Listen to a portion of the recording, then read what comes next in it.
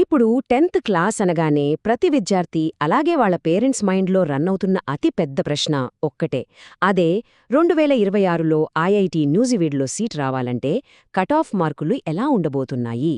Rajiv Gandhi university of knowledge technologies అంటే మన RGUKT పరిధిలో అందరికీ ఇష్టమైన క్యాంపస్లలో నూజివీడు ఒకటి. సహజంగానే కాంపిటీషన్ మామూలుగా ఉండదు. మరి ఈ కట్ ఆఫ్స్ చుట్టూ ఉన్న ఆ టెన్షన్ను కాస్త తగ్గించి అసలు అడ్మిషన్ల లెక్కలు ఎలా ఉండబోతున్నాయో ఈ విశ్లేషణలో చాలా క్లియర్గా చూద్దాం. సరే, ముందుగా అసలు విషయం మాట్లాడిద్దాం.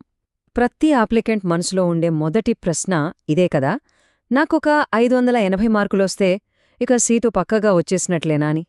వినడానికి సింపుల్గా ఉన్నా దీనికి ఆన్సర్ మాత్రం కేవలం మార్కులోనే లేదు. అడ్మిషన్స్ వెనుక చాలా అంతర్గత లెక్కలుంటాయి. అవేంటో మనం డీటెయిల్గా తెలుసుకుందాం. ఈ మొత్తం ప్రాసెస్ను ఈజీగా అర్థం చేసుకోవడానికి మనం ప్రధానంగా ఒక 6 అంశాలను కవర్ చేయబోతున్నాం. అవేంటంటే ఐఐటి నూజివీడు ఆకర్షణ, సీట్ల ఎంపిక ఎలా జరుగుతుంది, 2026 అంచనా కటాఫ్స్, రిజర్వేషన్లు, పెరుగుతున్న పోటీ మరియు అప్లికేషన్ సలహాలు. మొదటగా ఒకటో పాయింట్ చూద్దాం. అసలు ఐఐటి న్యూజివీడికే ఎందుకంత క్రేజ్? నిజానికి ఆంధ్రప్రదేశ్ రాష్ట్ర వ్యాప్తంగా ఉన్న స్టూడెంట్స్ ఈ ఒక్క క్యాంపస్ కోసమే ఎందుకింతగా పోటీ పడుతున్నారు అంటే దానికి చాలా సాలిడ్ రీజన్స్ ఉన్నాయి. ఇక్కడ ఎడ్యుకేషన్ క్వాలిటీ చాలా బావుంటుంది. దానికి తోడు మంచి ప్లేస్మెంట్స్, ఎక్స్పీరియన్స్డ్ ఫ్యాకల్టీ మరియు ఒక అద్భుతమైన కోడింగ్ కల్చర్ ఇక్కడున్నాయి. అందుకే 10థ్లో టాప్ మార్క్స్ వచ్చిన వాళ్లందరికీ ఫస్ట్ ఆప్షన్ నూజివీడే అవుతోంది. కాబట్టే కట్ ఆఫ్ మార్కులు ఆటోమేటిక్గా స్కై హైలో ఉంటున్నాయి. ఇక రెండవ పాయింట్, అసలు సీట్ల ఎంపిక నిజంగా ఎలా జరుగుతుంది? ఇక్కడ చాలామంది ఒక పాత మైండ్ సెట్లోనే ఉండిపోతారు.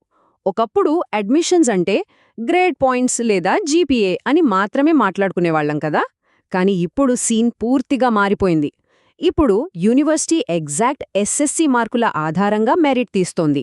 దీనికి తోడు డిప్రివేషన్ స్కోర్ లాంటివి యాడ్ అవుతాయి. అంటే మీరు నమ్మరు కాని ఒక్క మార్కు తేడా లేదా సబ్జెక్టుల వారీగా వచ్చిన స్కోర్ కూడా మీకు ఏ క్యాంపస్ వస్తోందనేదే డిసైడ్ చేసేస్తోంది.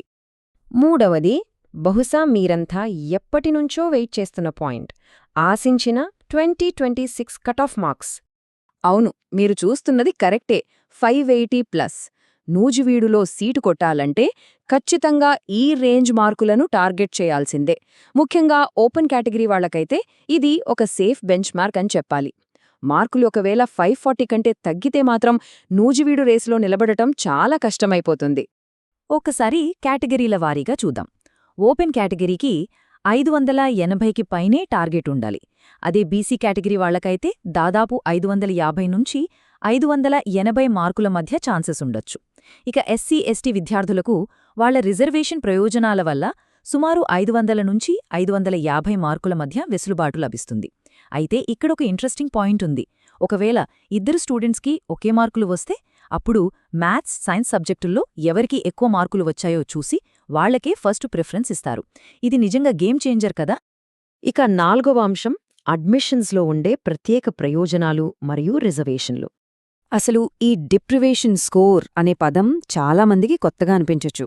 కానీ ఇది గవర్నమెంట్ స్కూల్ విద్యార్థులకు ఒక పెద్ద వరం లాంటిది. ప్రైవేట్ స్కూల్స్లో చదివే వాళ్లతో సమానంగా మన ప్రభుత్వ పాఠశాలల విద్యార్థులు కూడా పోటీ పడాలని ఆర్జీయూకేటీ ఈ అదనపు వేటేజ్ మార్కులను కలుపుతుంది.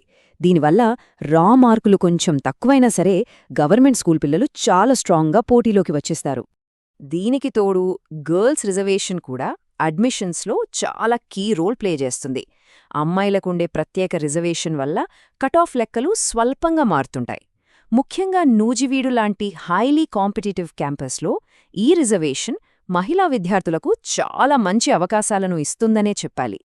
5వ అంశం, అసలు సంవత్సరం ఈ పోటీ ఎందుకలా పెరిగిపోతోంది? అసలు ఈ మార్కుల ట్రెండ్ ఎందుకింతలా పెరుగుతోంది అంటే ఫస్ట్ థింగ్, అందరికీ అవేర్నెస్ బాగా పెరిగిపోయింది.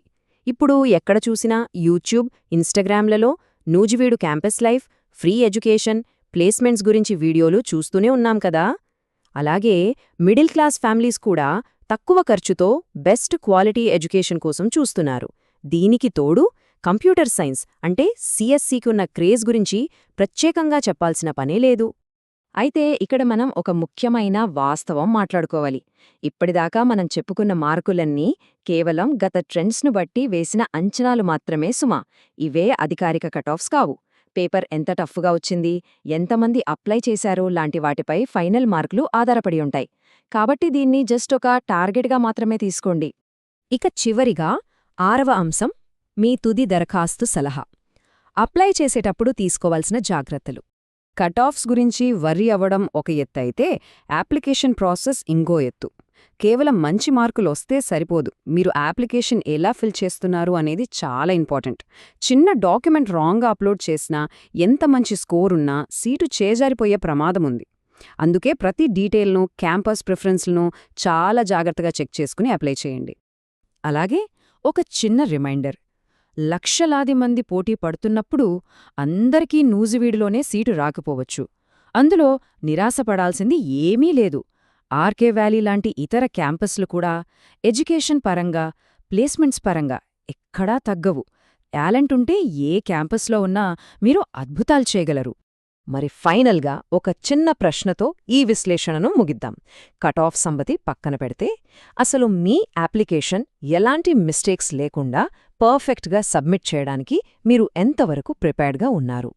మార్కులు ఎంత ముఖ్యమో అప్లికేషన్ ప్రాసెస్ కూడా అంతే ముఖ్యం అన్నది మర్చిపోకండి.